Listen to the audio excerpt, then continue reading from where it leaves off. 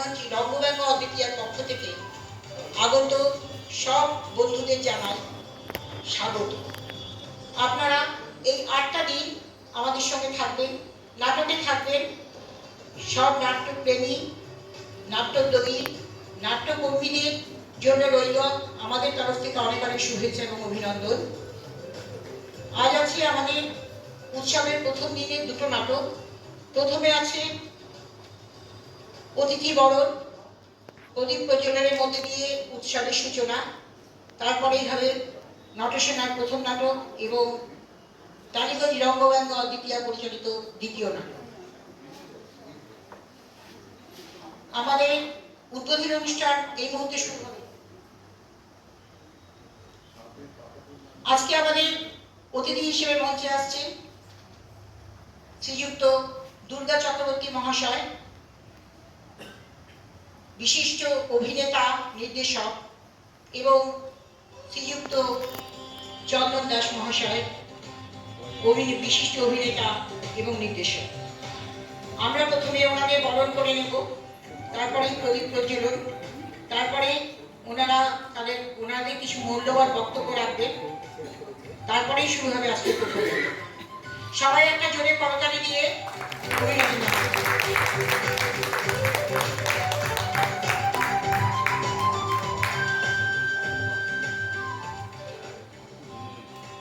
প্রথমেই উত্তরীয় পরিয়ে বরণ করছে দুর্গা চক্রবর্তী মহাশয়কে জোরে করতালি দেবে। এবারে নরেন্দ্র দিয়ে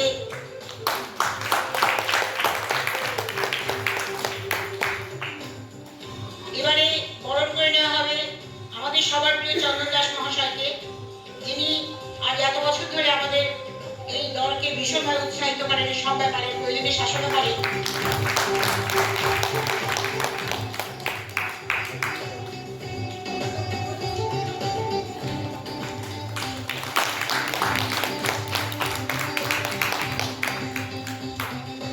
এবারে আমি দুই অতিথিকেই বলবো মঞ্চের সামনে আসতে।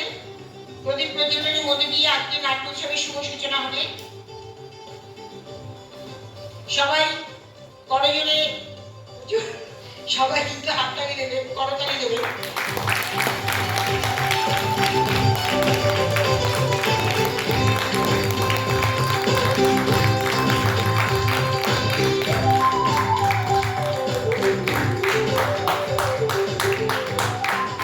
সূচনা হলো 2026 টালিগঞ্জ রঙ্গব্যঙ্গ অদ্বিতীয়া পরিচালিত নাট্য উৎসবে।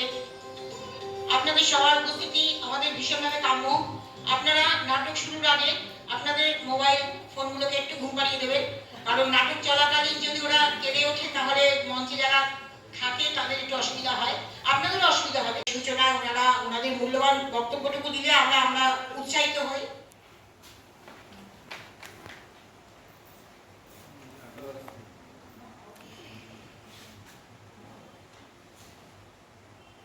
নমস্কার, শুভ সন্ধ্যা। আজকে একটা বিশেষ দিন বলছি এই জন্যই, আজকে ইন্ডিয়া সাউথ আফ্রিকা খেলা আছে। এত লোক এসছে, দর্শক দেখতে এসছে, ভালো লাগছে। তো আমার নাট্যোৎসব নিয়ে বলার কথা এই যে এই মঞ্চে উঠলে আমাদের একটা দুর্বলতা কাজ করে।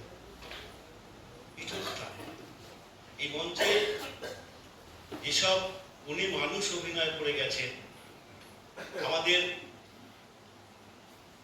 দৃষ্টান্তমূলক, এবং তাদের কথা আমরা এখনো মনে রেখে সংগ্রামটা চালিয়ে যাচ্ছি, উৎসাহিত হচ্ছি, নাটক করছি। নাটক আপনারা দেখছেন, আর আপনারা দেখছেন বলেই আমরা নাটক করে চলেছি, এবং প্রশ্রয় দিচ্ছেন বলেই আমরা কাজটা করতে পারছি।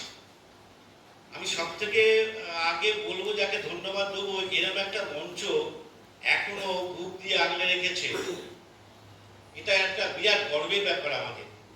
আমি চন্দন দাসকে বাহবা দিচ্ছি। এই অসুস্থতার মধ্যেও উনি এই দলটাকে বাঁচিয়ে রেখেছেন, কাজ করছেন, কাজের মধ্যে আছেন।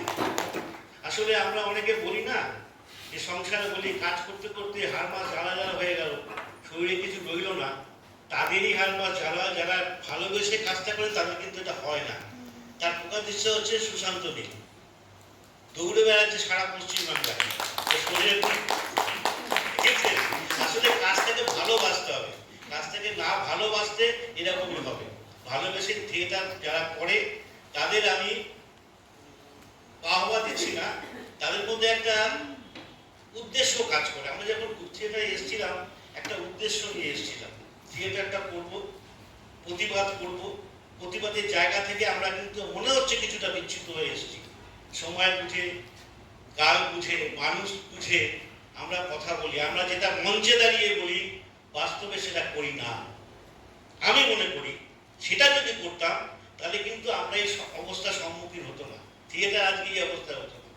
আমরা যারা অভিনয় করি তারা দীর্ঘদিন ধরে অভিনয় করি, হোক বা 4 বছর, 2 বছর, 6 বছর ধরে অভিনয় করছি, কিন্তু অভিনয় করতে গেলে আমরা কতটা সময় দিই অভিনয়ের জন্য।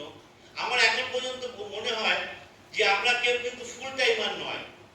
আমরা সংসার করি, অফিস করি, বাজার করি, হাট করি, সময় পেলে স্ক্রিপ্টটা উঠে দেখি কি আছে আমার ডায়লগটা, আর কিছু দেখার আমাদের দরকার নেই। কিন্তু থিয়েটারকে ভালোবাসি, থিয়েটার বাঁচুক, থিয়েটার দীর্ঘজীবী হোক।